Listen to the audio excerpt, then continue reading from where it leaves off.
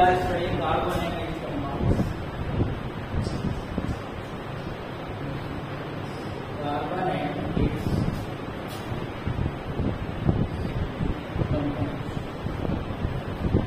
10th class में वैसे तो हम 4 चैप्टर पढ़ते हैं, चारों चैप्टर्स में अलग अलग चैप्टर्स के नाम, chemical reactions, metals and non metals, acid base and solutes. But ये पहला ऐसा चैप्टर है जिसका नाम एक एलिमेंट के ऊपर रखा है, that is carbon and its compound. अब ये एलिमेंट इतना स्पेशल है इसलिए चैप्टर के ऊपर इसका नाम रखा गया है। तो स्पेशल इसके अंदर क्या है? सबसे पहले हम देखें कार्बन एक एलिमेंट ही नहीं है, ये हमारी लाइफ में इम्पोर्टेंट रोल प्ले करता है। कार्बन का एटम नंबर 6 है और इसका इलेक्ट्रॉनिक कॉन्फिगरेशन 2 and 4। अभी तक हम इतना ही कार्बन के बारे में जानते। अब इससे ज्यादा कार्बन क्या हमें प्रोवाइड कराता है? सबसे पहले देखिए फूड। हमारे पास फूड आइटम्स, और ये फूड आइटम्स कंटेन करते हैं कार्बोहाइड्रेट्स। कार्बोहाइड्रेट्स का एक सिंपल फॉर्मूला अगर लिखने की कोशिश करूं तो C6H12O6, इसको हम बोलते हैं ग्लूकोज। यहां पर अगर मैं 6 कॉमन लेता हूं H2O6 जो निकल के आता है वाटर। वाटर को हम केमिकली हाइड्रेट वर्ड से रिप्रेजेंट करते हैं। तो कार्बोहाइड्रेट क्या हो? हाइड्रेट्स ऑफ कार्बन, जो कि मेन कॉन्स्टिट्यूएंट है कार्बोहाइड्रेट। और कार्बोहाइड्रेट प्रेजेंट होता है फूड में, फूड के बिना तो हम भी जीते नहीं। तो फूड जैसे इंपोर्टेंट है ऐसे ही फूड के अंदर कार्बन इंपोर्टेंट है। बात समझ में? और देखते हैं हमारे पास गुड़ प्लांट है, तो प्लांट से मिलने वाले फल फ्रूट हमारे अंदर आते हैं। गुड़ कंटेन करता है कार्बन, हाइड्रोजन एंड ऑक्सीजन। देखिए हाइड्रोजन एंड ऑक्सीजन एक स्पेसिफिक रेशियो में आकर वाटर की फॉर्म में इवेपोरेट हो जाता है, तो बच जाता है कार्बन, जिसको हम कोल बोलते हैं। तो गुड़ कन्वर्ट होता है कोल में, जो कि मेन कॉन्स्टिट्यूएंट है कार्बन। इससे अगर हम देखने की कोशिश करें, हम सांस लेते हैं ब्रीथिंग के टाइम पर, ये कार्बन डाइऑक्साइड हम रिलीज करते हैं। कार्बन डाइऑक्साइड को ह्यूमंस रिलीज करते हैं, और यही कार्बन डाइऑक्साइड गेन करते हैं प्लांट। और जब प्लांट इस कार्बन डाइऑक्साइड को गेन कर लेते हैं तो ये रिलीज करते हैं ऑक्सीजन, और यही ऑक्सीजन किसे चाहिए? हम सबको चाहिए ब्रीथिंग। तो ये जो साइकिल मैंने बनाया है, इसके अंदर से अगर मैं कार्बन को हटा दूं तो क्या ये साइकिल जिस तरीके से चल रहा था वैसे चलेगा? ब्रीथिंग के टाइम पर हमें ऑक्सीजन ही नहीं मिलेगी, क्योंकि प्लांट को कार्बन डाइऑक्साइड नहीं मिलेगी। तो यहाँ पर कार्बन डाइऑक्साइड में कार्बन की इंपोर्टेंस बढ़ जाती है, उसी तरीके से ब्रीथिंग में ऑक्सीजन प्लांट से मिल जाती है। तो ये हमारा साइकिल है जिससे हम ऑक्सीजन गेन करते हैं। हमारे फ्यूल्स मेनली पेट्रोलियम होते हैं, पेट्रोलियम्स, और ये पेट्रोलियम्स हमें प्रोवाइड करते हैं फ्यूल्स। जैसे कि CH4 एक गैस है जिसको हम बोलते हैं मीथेन। तो मीथेन गैस के अंदर भी कार्बन प्रेजेंट होता है। अब यही कार्बन हमें फूड में भी मिल रहा था, यही कार्बन हमें फूड में भी मिल रहा है। मतलब फूड से लेकर फ्यूल तक everything contains carbon. So carbon is most important element in our daily life. तो डेली लाइफ में इम्पोर्टेंस हमारी कार्बन की बहुत अधिक। अब इसकी इम्पोर्टेंस के अलावा अब कार्बन इस तरीके से बिहेव करता है, और ये कार्बन केमिस्ट्री में एक नई ब्रांच को भी जन्म देता है। क्यों? क्योंकि कार्बन के बारे में बोला जाता है कि कार्बन कंपाउंड्स वो कंपाउंड्स हैं जो हमें नेचर से प्राप्त होते हैं। ठीक है, यहाँ जब नेचर वर्ड जुड़ जाता है तो इसी से हम समझ जाते हैं कि ये लिविंग थिंग्स की बात करता है। मतलब लिविंग थिंग्स से मिलने वाले सब्सटेंसेस को हम कार्बन कंपाउंड बोलते हैं। और इनिशियली जब डेफिनेशन तो ऑर्गेनिक केमिस्ट्री एक ऐसी ब्रांच है जिसके अंदर हम कार्बन कंपाउंड को स्टडी करते हैं। कार्बन ऑर्गेनिक केमिस्ट्री के अंदर हम कार्बन कंपाउंड को स्टडी करते हैं। क्यों? क्योंकि ये कहां से मिलता है? नेचर से मिलता है। नेचर का मतलब लिविंग थिंग्स, मतलब ऑर्गेनिक थिंग्स। अब एक साइंटिस्ट हुए हैं फ्रेडरिच वोहलर।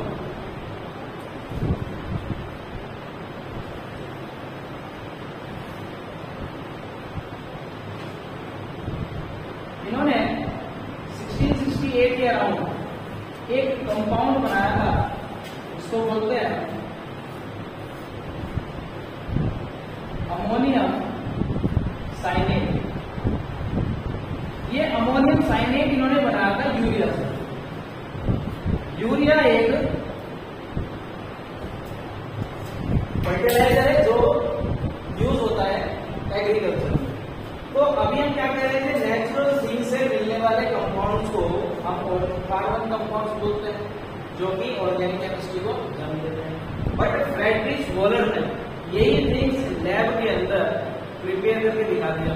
मतलब ये कंपाउंड लैब में भी प्रिपेयर हो सकते हैं, और जो कंपाउंड लैब में प्रिपेयर हो गए तो वो इस डेफिनेशन को फॉलो नहीं करेंगे। अब और ज्यादा स्टडी जब हमने करी, हमें पता चला कि कार्बन और हाइड्रोजन से बनने वाले कंपाउंड, कार्बन और हाइड्रोजन से बनने वाले कंपाउंड को हम बोलेंगे हाइड्रोकार्बन्स। एंड हाइड्रोकार्बन की जो स्टडी होती है, जिस केमिस्ट्री की ब्रांच में हम स्टडी करते हैं हाइड्रोकार्बन की, इसी को बोलेंगे ऑर्गेनिक केमिस्ट्री। तो ऑर्गेनिक केमिस्ट्री मेनली क्या है? Study of hydrocarbons and derivatives of hydrocarbons. If we talk about only hydrocarbons, so hydrocarbons are the compound that contains only carbon and hydrogen. But if we talk about the derivatives of hydrocarbon, they contain other elements also, like oxygen, sulfur, nitrogen. So this is our organic chemistry that deals with the study of hydrocarbons.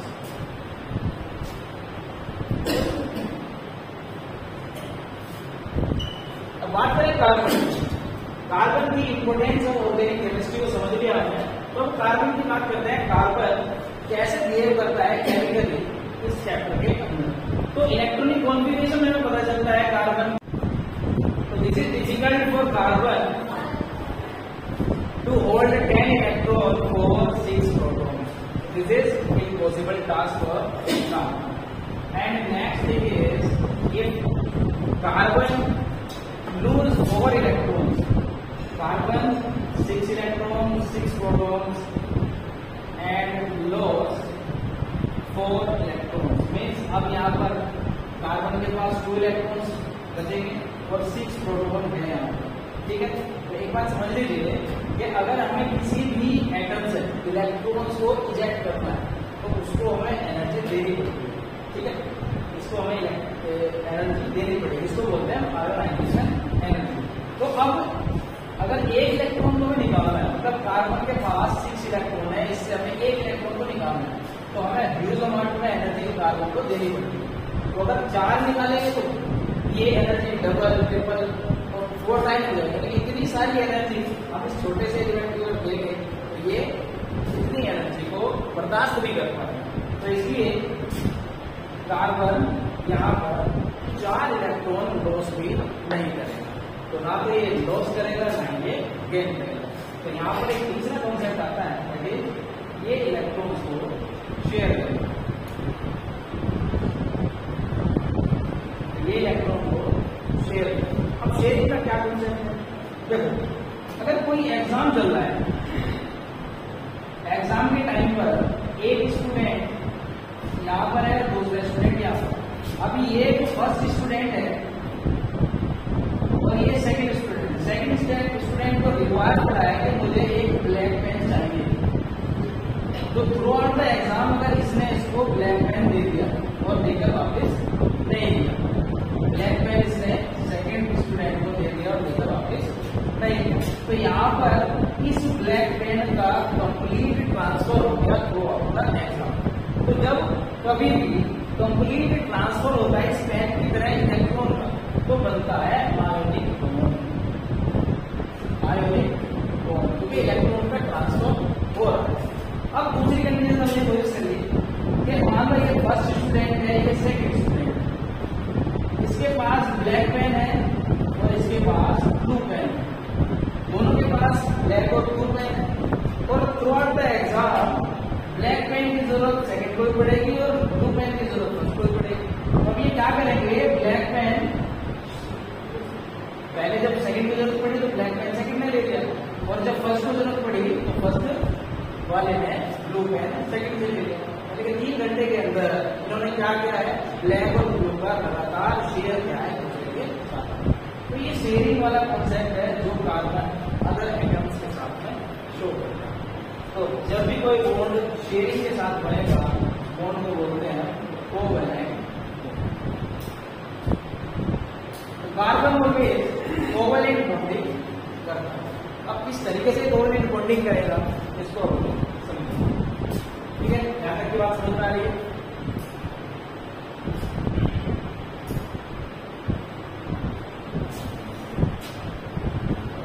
तो देखिए covalent bonding किस तरीके से carbon करता है। देखो carbon के valence shell में 4 इलेक्ट्रॉन होते हैं, और जब ये अपना इलेक्ट्रॉन किसी दूसरे के साथ में शेयर कर रहा है, मान लो हाइड्रोजन के साथ में ये शेयर कर रहा है, तो हाइड्रोजन तो एक ही इलेक्ट्रॉन रख सकता है अपने पास या फिर शेयर कर सकता है, क्योंकि हाइड्रोजन के वैलेंस शेल में एक ही इलेक्ट्रॉन होता है। देखो हाइड्रोजन का एटॉमिक नंबर 1 है, इसका जो के सेल है उसके अंदर एक ही इलेक्ट्रॉन है, और इस शेल के अंदर हाईएस्ट रहते हैं 2 इलेक्ट्रॉन।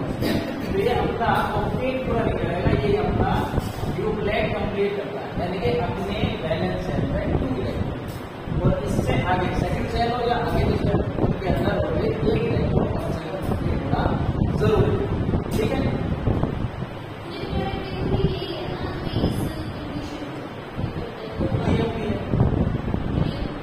ड्यूप्लेट इसका भी पूरा होता है, बाकी नहीं है, ठीक है? तो कार्बन अब क्या करेगा, यहाँ पर इस हाइड्रोजन से एक इलेक्ट्रॉन की शेयरिंग करेगा, एक इलेक्ट्रॉन की शेयरिंग यहाँ करेगा, एक इलेक्ट्रॉन की शेयरिंग इस हाइड्रोजन से और एक इलेक्ट्रॉन की शेयरिंग इस हाइड्रोजन। तो हम क्या कह रहे हैं बार बार कि यहाँ पर ऑक्टेट कंप्लीट होना चाहिए, मतलब एक इलेक्ट्रॉन इन वैलेंस सेल, एक इलेक्ट्रॉन इन वैलेंस सेल। तो अब जरा काउंट करते हैं, क्योंकि शेयरिंग हो गई है, तो अब कार्बन के पास जो अपना इलेक्ट्रॉन है वो है साथ में इस हाइड्रोजन का भी, तो काउंट करते हैं जरा। देखो यहाँ पर 1 2 3 4 5 6 7 8, तो एक इलेक्ट्रॉन कार्बन कंप्लीट करता है। तो हम क्या करेंगे, इस तरीके से एक इलेक्ट्रॉन को कंप्लीट करेंगे, तो कार्बन का यहाँ पर ऑक्टेट कंप्लीट हो जाता है। अब क्योंकि हाइड्रोजन तो अपना ड्यूप्लेट कंप्लीट करेगा, तो ये हाइड्रोजन भी अपना ड्यूप्लेट कंप्लीट कर लेता है बाकी के इस कार्बन के साथ, क्योंकि शेयरिंग से बहुत बने। तो अब यहाँ पर एक बात देखिए, सारे के सारे हाइड्रोजन ने क्या है, कार्बन ने क्या है, दोनों का एक इलेक्ट्रॉन शेयर है, यानी कि टोटल 2 इलेक्ट्रॉन की शेयरिंग हो रही है, दोनों म्यूचुअल शेयरिंग हो रही है, दोनों से 2 इलेक्ट्रॉन। तो एक बॉन्ड जो यहाँ पे क्रिएट हुआ है, इसको हम बोलेंगे सिंगल कोवैलेंट बॉन्ड। क्योंकि 2 इलेक्ट्रॉन की शेयरिंग है वो म्यूचुअल शेयरिंग, क्योंकि कार्बन और हाइड्रोजन दोनों ही शेयर कर रहा है, म्यूचुअल शेयरिंग से जो सिंगल बॉन्ड बना है इसको बोलेंगे सिंगल कोवैलेंट बॉन्ड। इसके बाद कार्बन ऐसे नहीं है कि single bond only single bond बनाएगा, ये डबल और ट्रिपल बॉन्ड भी बनाता है। कैसे, देखिए कार्बन के पास हम देख रहे हैं कि 4 इलेक्ट्रॉन होते हैं वैलेंस शेल में, 4 इलेक्ट्रॉन, एक कार्बन और लेंगे, कार्बन को 4 ही इलेक्ट्रॉन रखेगा अपने वैलेंस शेल। तो यहाँ पे अगर ये दोनों इलेक्ट्रॉन आपस में शेयर कर रहे हैं, तो यहाँ पर 4 इलेक्ट्रॉन की शेयरिंग होगी, म्यूचुअल शेयरिंग से 4 इलेक्ट्रॉन हुए। हाइड्रोजन बाकी का इसके साथ में 1 इलेक्ट्रॉन, इसके साथ में भी 1 इलेक्ट्रॉन, और इसके साथ में भी 1 इलेक्ट्रॉन। जब ये अब हर एक कार्बन का ऑक्टेट कंप्लीट होगा, कैसे होगा ध्यान देखिए। तो पहले कार्बन को देखो 1 2 3 4 5 6 7 8, तो यहाँ पर ऑक्टेट कंप्लीट हुआ फर्स्ट कार्बन। सेकंड कार्बन को ऑब्जर्व करें तो 1 2 3 4 5 6 7 8, तो यहाँ पर इसका भी ऑक्टेट कंप्लीट हुआ और हाइड्रोजन भी अपना ड्यूप्लेट कंप्लीट कर रहा है। ठीक है, तो एक नया बॉन्ड क्रिएट हुआ है कार्बन कार्बन के बीच में, जो कि है डबल बॉन्ड, जिसको हम बोलते हैं double covalent bond. Double covalent bond. Carbon एक बॉन्ड को क्रिएट कर सकता है, यहाँ पर ये तीन इलेक्ट्रॉन की शेयरिंग भी करता है, यानी एक इलेक्ट्रॉन, दूसरा इलेक्ट्रॉन और ये तीसरा इलेक्ट्रॉन, तो तीन इलेक्ट्रॉन की शेयरिंग हुई। कार्बन के पास 4 इलेक्ट्रॉन बॉन्ड बनाता है, single covalent bond, double covalent bond and triple covalent bond. ठीक है,